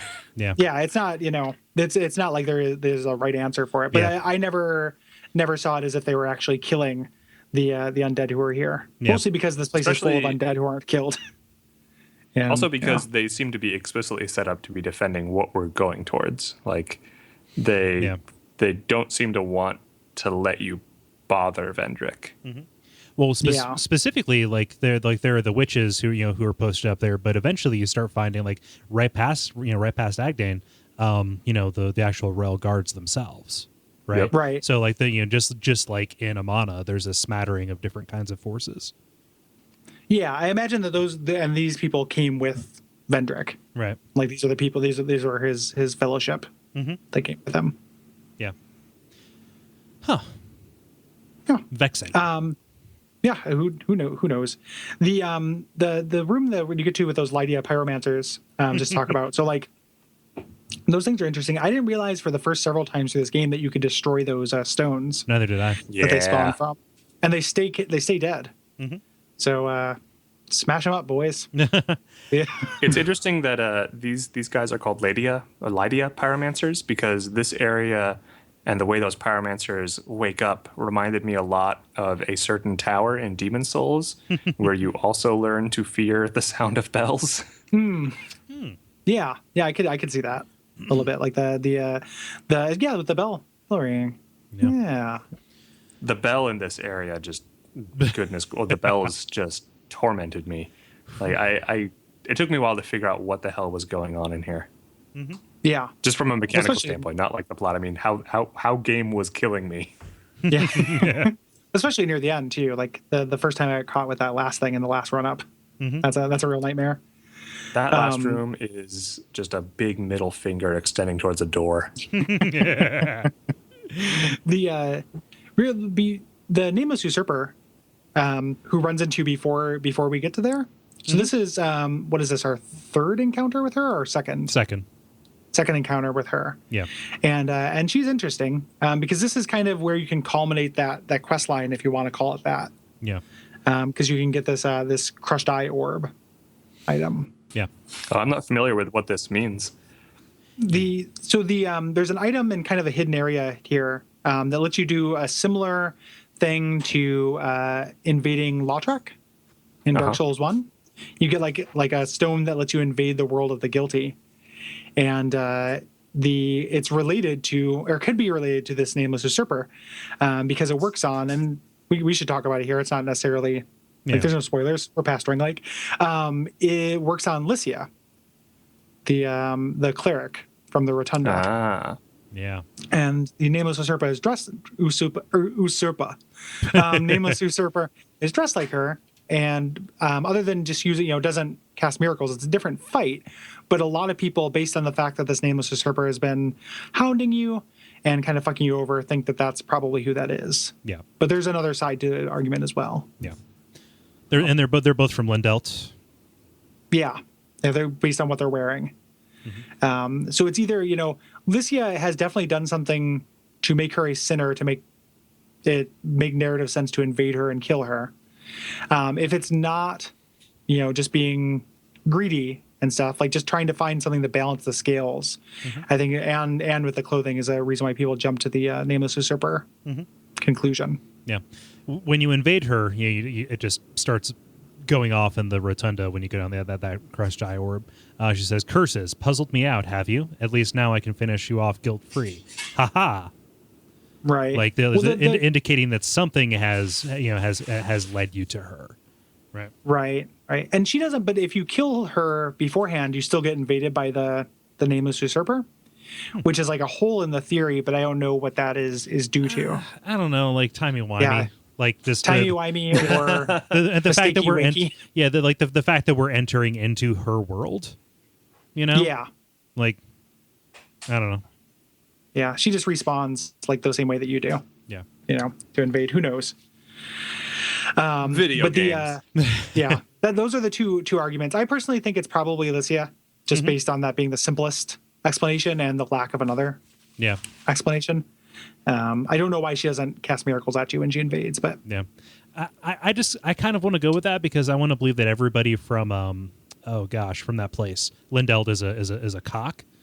Yeah, yeah. Lindeld is full of jerks. Yeah. Just like wherever Lautrec was from, of Kareem, right? Like Kareem is just a kingdom of assholes, right?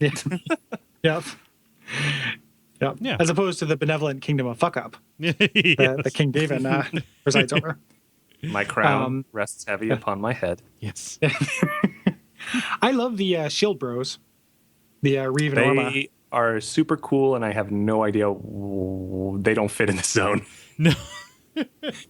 Well, I mean, you just throw whatever you want down here, say that it made a run at the crypt, and then immediately, okay, there's a justification. I'm kind of the opinion that they were just concept art that somebody drew and like, fuck it, throw it in. They seem art related to the Mirror Knight.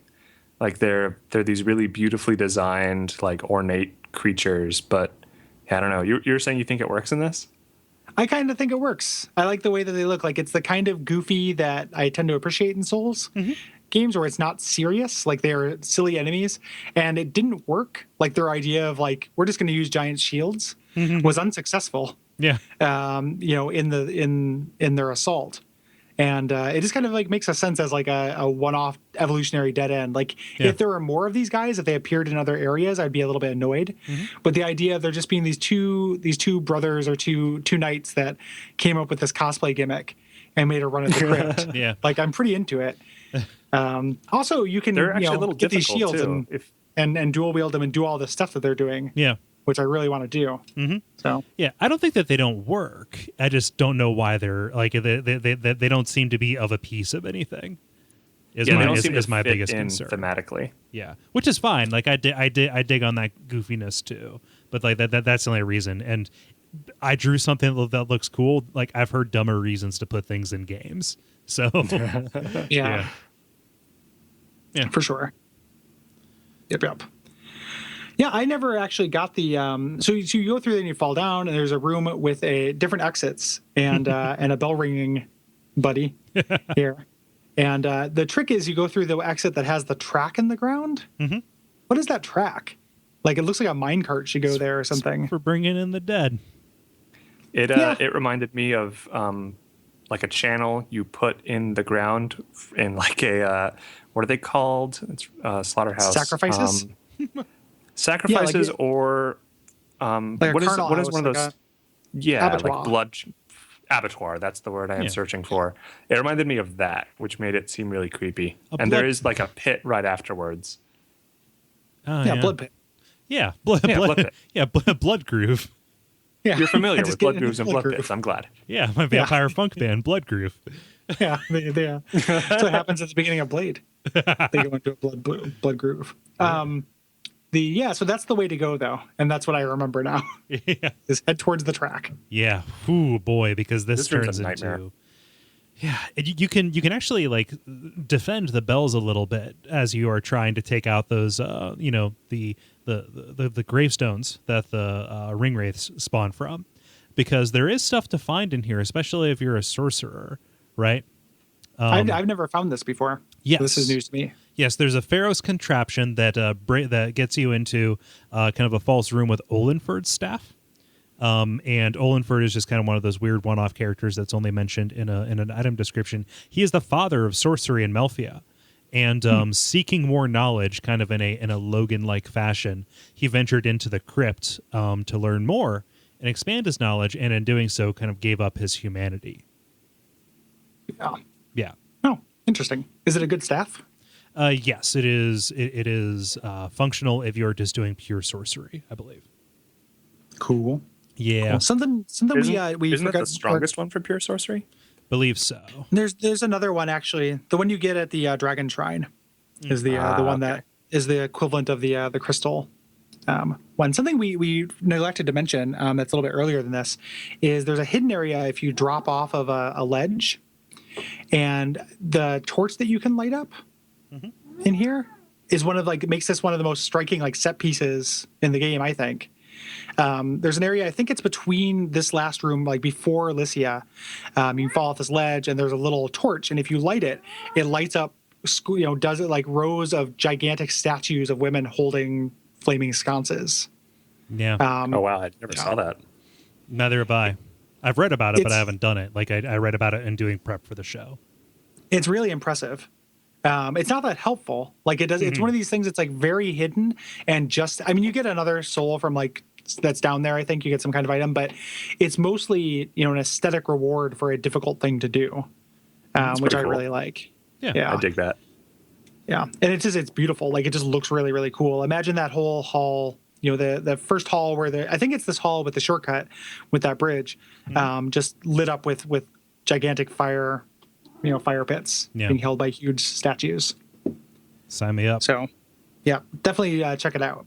So, yeah, and that leads into another great set piece, this grand hall, right? With the statues on the ceiling. Yeah, it looks so good. Yeah, like that's so disconcerting. I love it. Yeah, and boy, does this have a sense of gravity, right? Yeah, this room is really cool. Mm-hmm. Yeah. Again, like I don't know. Whenever the Souls games throw out symmetry, I know that shit's about to get serious. Especially with how untouched all of this kind of seems. Yeah. So there's an easy mistake to make here too. Yeah. Yeah. Yeah. The bell bro. Yeah. Down there. Trying to take him out and then ringing the bell yourself by accident. What? Who would do that? Not King Fuck Up. King Fuck Up of O Mountain. Yeah. King Fuck Up and the Goof Prince.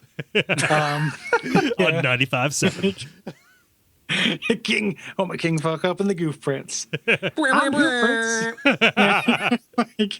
And I'm the King Fuck Up. Yeah. Even if you don't it is difficult not to ring that bell if you're fighting with melee. You have to lure him away. Yeah. He just really wants to ring that bell too. It's his whole thing. Yeah. It's his reason for being. Yeah. And why not? Bells are great. Look, he's got a job. He's feeling good. Far be it for me to shit on somebody who's found their calling. Make the world go around. The armor you get from the guys down here is really cool. Yes. Yeah. Well, do you mean both of them are cool? Do you mean the pyromancers or the knights? Yes. The knights you can get some really cool armor from down here. Yeah, they're both good. Which I remember it having some really weird lore about like it being a mockery of some hero. Yeah, this is it's Cyan's set. Yes, He was Vendrick's most loyal defender, and they made they made replicas of his favorite armor. But when whoever put it on goes mad. Yay! Yep, curse items. Great. Yes. And mostly this is just like this will probably take you a long time to get through, but we're not going to talk about that long because it's just a big gauntlet of knights, of Cyan knights to defeat. Yeah. And if you get through it, you get to one of my favorite boss fights in the game. Up until I got to the option hidden optional boss, and then up until the DLC, this was my favorite boss fight for a long time. Velstadt, the Royal Aegis.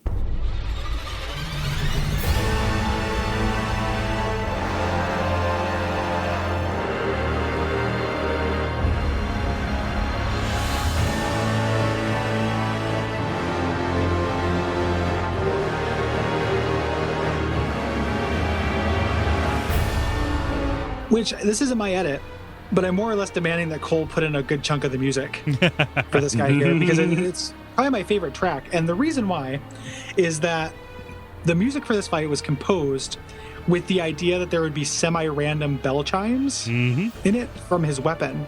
And the way that like accents the song sounds so fucking good. Yeah. Like if you just go on YouTube and listen to the song, it's not great. But when you're fighting him and you're actually having him like have these percussive bell sounds every time he tries to hit you with his staff, like it just sounds so good. This is my favorite weapon in Dark Souls 2 from a design standpoint. Like this enormous mace that is also a bell so that he can cast miracles. It's just so cool. It's great. Yeah. It's so dangerous too.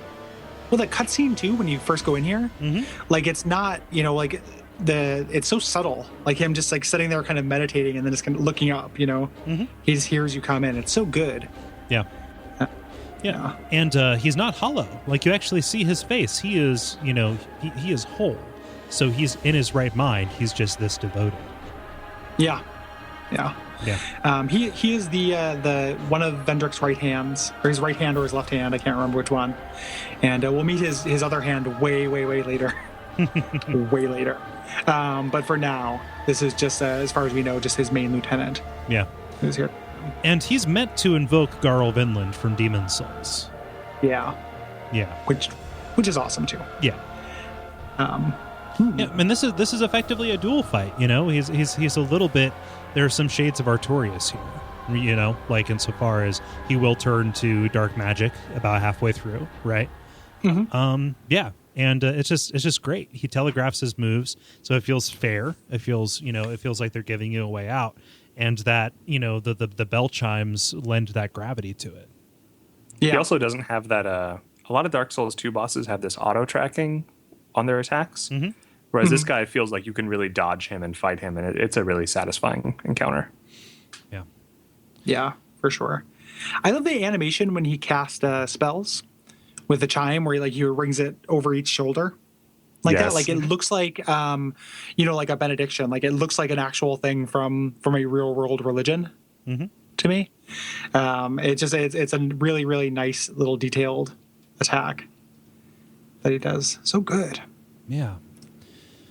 I don't know. I also think you can summon Agdane here, although I wish I could do the same moves that he does with the Crypt Black Sword. Yeah. Yeah, he's a magician with that thing, and it's a great sword. It's what I use on my Hex build. But the dark drift. Yeah. But boy, oh boy, does he know how to make that thing dance. Yeah. Well, he's the ultimate badass, as we mentioned. Yeah. So there's not as much to say about this fight. Like it is just a really good duel.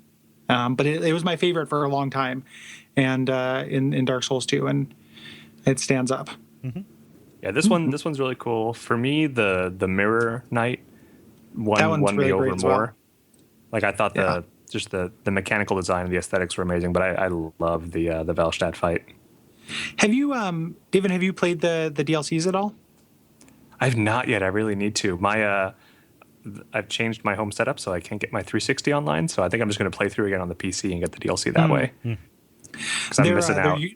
They're uniformly excellent. And the boss fights in the most recent one, it has my favorite boss fight in Dark Souls 2. It has an amazing boss fight. Awesome. And it's super, super good. Yeah. So, yeah. So yeah, not that much. I like Velstadt. It's interesting though, when you kill him, you get his soul, and his soul is corrupt and like it's like a Nashandra soul. Like it's like tinged purple or blue. I'm colorblind. I'm not sure which one it is. Yeah. But it's tinged that color. Too. Of like, let's be friends. Yeah. High five. Hand boom thing. Boom. Let me see here. Soul of Velstadt. I didn't copy this down for the notes. I will. Oh man, yeah, it's purple. It is purple, and it looks real dark. Mm-hmm. And that is where you can get the sacred chime hammer. You know, his whole weapon from. Or you can get the sacred oath miracle, which I do not know what it does. Let's have Kole read from wikis. I think that might be the one that buffs buffs. One. Yeah, I think it's a party buff one. Yeah. Devised by warriors who once served God, the god of the sun. Dope. Mm-hmm. Yeah. Yes. What's the dough? Oh, it just makes me sad. Yeah. Sorry, son, bro. Oh well. So you're feeling good. You've killed Velstadt. It was a really good fight. Maybe you're a little pumped. You're gonna go fight see the king. Vendrick. What's next? Yeah, the king. This whole thing, like you're gonna go kill him. Nashandra's right. You know he's been guarding himself. You had to go kill the king so you can take the throne. And beat the game. And then, yeah, exactly. You're heading to the end of the game, and then bam. I mean, really, like right now, you're probably, if this is your first time through, thinking I'm gonna go beat the game. Yeah. Yeah, I'm gonna go I did. Like I knew there were a bunch of closed doors and stuff that I missed, but I thought they were optional things. Mm-hmm. That, like you need to be kingly doors. So I really thought this was just going to open up into a thing, and it does. Again, just soundtrack stuff. Kole used a lot of this music. Yeah, you don't have to tell me to. I know I don't. I just this music is amazing. But yeah, Vendrick, who you've been living in his shadow the whole game. Mm-hmm. And walking in his footsteps and seeing his works. And this is entirely without ceremony, which is what I love most about it. Yeah. Just like you see something moving down there. You see something down at the bottom of these stairs and at the end of this hallway. Yeah. And it's just big, hollowed out Vendrick walking in slow, sad circles. Yeah. Just naked King Grandpa just shuffling around. Oh, yeah, it's Hobo Grandpa slowly dragging his sword. Yeah. Was he big when he went in there, or does he get big as a result of whatever is hollowing him out? He was big. He was big? Okay. Well, it's interesting because the thrones in his castle are big. His sitting rumpus room in the Shrine of Amana is not big. That was for guests. He's got a little normal person chair. Guest chair. Yeah. Oh, okay. I don't put that much stock in that, but a lot of people talk about that a lot when they're kind of making suppositions about this game, mostly because I think size changing is a silly idea to take seriously. Like, oh, when you get powerful, you get big, or like that just seems like a dumb superpower thing to me. It doesn't seem like it has the appropriate gravitas. Giants. Yeah, that could be. He just got infected with a little bit of giantism. So it's pleasant taste. He's got butthole face now. Yeah. I don't know. The one time where I would believe the size changing thing is if you actually hold true to that. This is a legend that is told later. And it's being blown out of proportion, and much like a Greek myth, somebody who is large in political stature or large in battle prowess would be physically larger, right? Yeah. But I don't know that I buy into that reading so much. So yeah, it's interesting, but yeah. So my favorite detail in this room are his clothes. Yeah. The pile on the floor like a puddle. Yep. Just like, there's. Why is this happening? That he stripped them off, either as he was losing his mind to this dementia, which is a thing that people do when they're losing their mind to dementia, is strip naked, because what are these clothes doing on me? Or is this kind of pseudo-religious, I need to purify myself or stand naked before this force that I don't understand, or as a gesture of defeat, right? There are like so many things that you can read into the fact that he has purposefully taken his clothes off. Yeah, or it's hot. It's so damn hot down here. Yes, I mean, I can't take off my sweater. I'm hot. Yeah, but it is awesome and sad, and the fact that he doesn't react when you attack him, like it took me so much time to like get up the balls to attack him because I'm like, I don't want to fuck this up. It's really beautiful and great, but it's Dark Souls, so I have to try everything. And then there's no reaction, there's no health bar or anything. And we're going to talk about the fight when we do kind of wrap up stuff later, just because this episode's already running long. But the fact that there's no reaction, I was like, oh, you can't kill him or anything. He is just here to bum you the fuck out. Yeah. Like for getting here. And how long do you think King Fuck Up waited before attacking them? I think you probably you probably fired arrows at him from the stairs. Yeah. This makes me sound like I just play through like Dark Souls like it's run and gun, and honestly I don't. But for whatever reason, I made some dumb choices in these areas. You just wanted the game to be over. That's why you're the king. Yeah. Well, can I throw a couple more out here? Yeah. Yeah. Like how closely does this parallel Gwyn, who is hollow and crazy and diminished when you find him? And has sad music as opposed to triumphant music. Yeah. Or how about the fact that he is walking in circles, right? Indicating the obsession that hollowing brings and also the cyclical nature of things. I know I'm getting like English Major 101, but like this is one of the most singular moments in the game, I think. Yeah. All of the Souls games have these sad boss characters. Like Demon Souls had the sort of sad end character. We've got Vendrick here as the sad monarch, and then we have Gwyn as sad, demented monarch. It sucks being the king. Hence King Fuck Up, yes. Yes. You're gonna fuck up you're a real disruptor. You're gonna fuck up the whole paradigm with that. Gonna. Yeah. No ifs, when. I really, really like this encounter. And I like getting the King's Ring because it gives you that Metroid element where you can go back and explore stuff. Yeah. Like it feels like the whole world's open to you, but it's only kinda. You can beat the game up to the very end and not beat it. Yeah. Or you can go in the other path. So yeah, and as you're walking back out of the crypt, the Emerald Herald alludes to what your other path should be. Very specifically, go to the lands to the east, except you didn't realize, there are no directions here. Yeah. Well, also, so check this out, though, with that dialogue. We talked a lot about whether the Emerald Herald is the fourth Firekeeper and who that is. The fact that she just quotes the old lady from the beginning here, like you're going, walk those grounds without really knowing why, with the exact same cadence and words, like really implies to me that she is the fourth Firekeeper and is also the old lady from the beginning. Like, doesn't that seem like almost too much of a coincidence to not be that? I didn't notice that when I played, actually. That's amazing. Yeah. There's the latest Vadi video is talking about translation things, like things that are lost in the translation of the game. And they talk about how the Emerald Herald explicitly, and it's a word that there isn't a translation, but how she can project like different versions of herself. Okay. So like the version at the Dragon Aerie is the real version of her when she says it, but the reason why she's everywhere is because she's not really there. It's like a ghost spirit form kind of thing. Yeah. So which, fits in with that, like the fact that she could be in this other place telling you to go through I see. Yeah. the thing and sending you on your quest, which plays into like ultimately what I suspect about her motivations and stuff while having a 30% complete picture of that.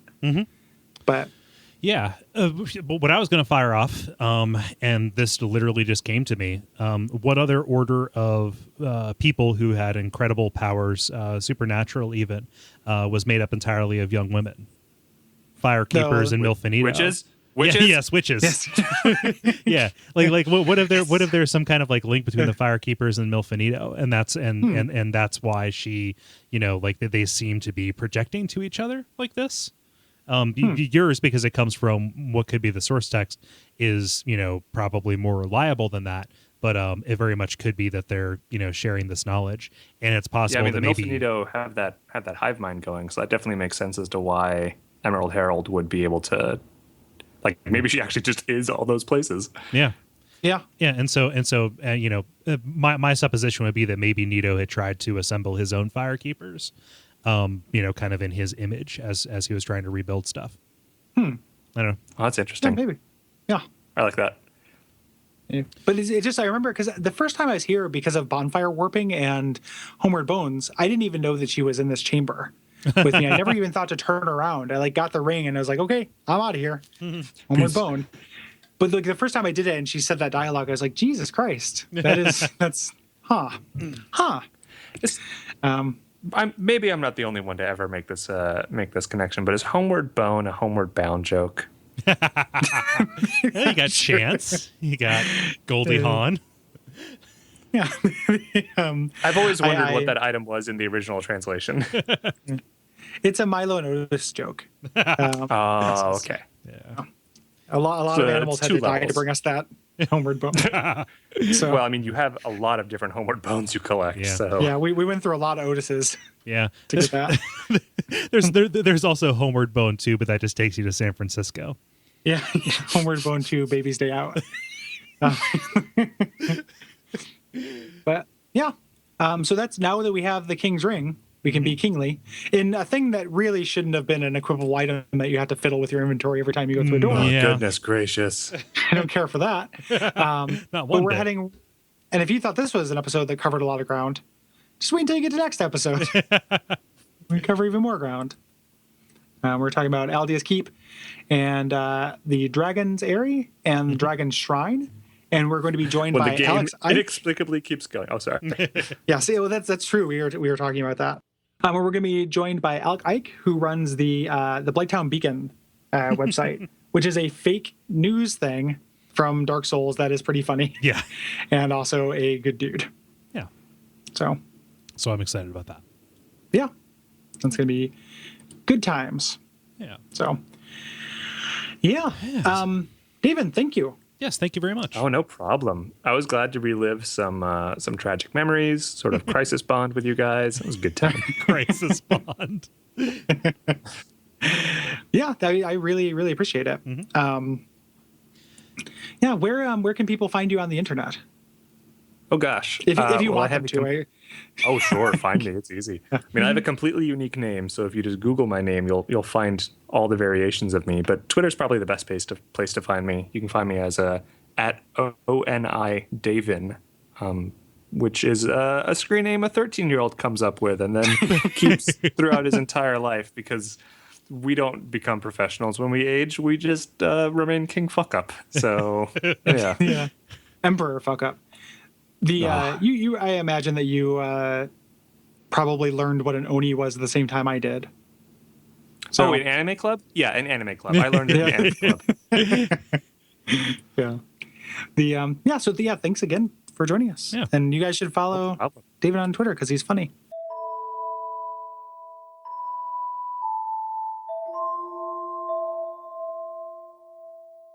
Where can people find us, Cole?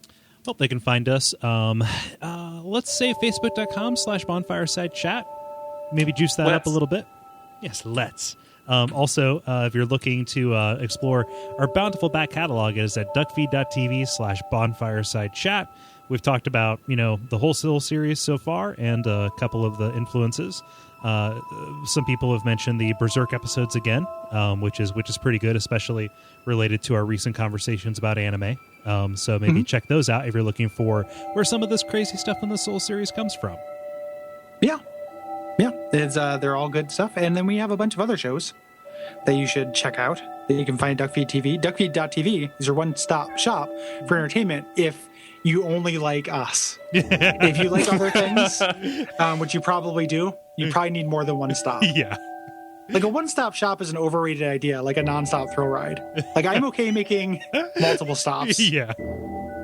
Yeah. Yeah, and a nonstop thrill ride. Like you need a thrill refractory period, or you're just going to be thrilled out the whole time. Like I need one for about 45 minutes, and then after 3 thrills, I'm done. So taking after Sorry. a week. we got real blue all of a sudden. yeah. Sorry. Well, Sorry, this Mom. show's a total bro down, just in case you didn't realize. Yeah. So the broing out. yeah, We're so talking you about should do that. we're talking about eating burritos. I think that's what a refractory period is. Like you eat a burrito and then it's like, man, your I tummy's Can't all eat another full. burrito. I don't want another Yeah. burrito right now, but pretty soon you want another burrito again. Yeah. Yeah. I don't. It's not like my last burrito ever. I know I'll want another burrito. Yeah. But Yeah. Guys, I have a burrito waiting for me after this podcast. Oh, boy. that's I'm true. so excited. That's true. He mentioned it during the break. Gonna get Yeah, that so we sweet will- burrito. Gonna burrito up. Yeah, breed up, Burnito. Yeah, so we won't keep you from your burrito for too much longer. No. Yeah, I think that's pretty good. And then, as we mentioned, our Patreon campaign, patreon.com/Duckfeed.tv. Every little bit helps a lot. Yes, it does. Yeah. I didn't know you guys had a Patreon. I'm gonna jump on that right now. Aw, thanks, buddy. Yeah. It's very for much that's for the appreciated. whole network, so I appreciate it. Cool. So if you support this show, you have to support our radically right wing white supremacy show. That's not Shit. true. Yeah. Like, there's a writer bill attached to the Patreon. That's a Yeah. joke. Right? Man. I don't want to drag things on, but I don't know that we've mentioned it. If you are in the Pacific Northwest, check out the Portland Retro Games Expo on October the 18th and 19th. We're going to be doing a live performance of Watch Out for Fireballs, talking about Street Fighter 2, and we're going to have a booth there set up. Yeah, Come play Street Fighter against us, and come watch us talk about Street Fighter. And despite all of my plans, not be very good at it. Like I've been practicing for a long time, and I'm still not good at it. I still can't do frame counts and late hits and reversals and any of that stuff. I know nothing. yeah. So I know what they are. Yeah, you should definitely come to that. So until next time, what can they do, Cole? They can seek misery, lest this land swallow them whole. Umbasa. Umbasa.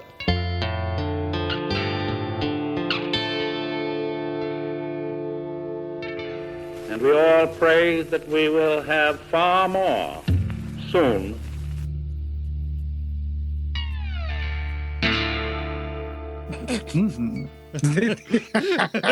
Nerds. That's earned. It's an earned sticker. That was a snicker of joy and just pure.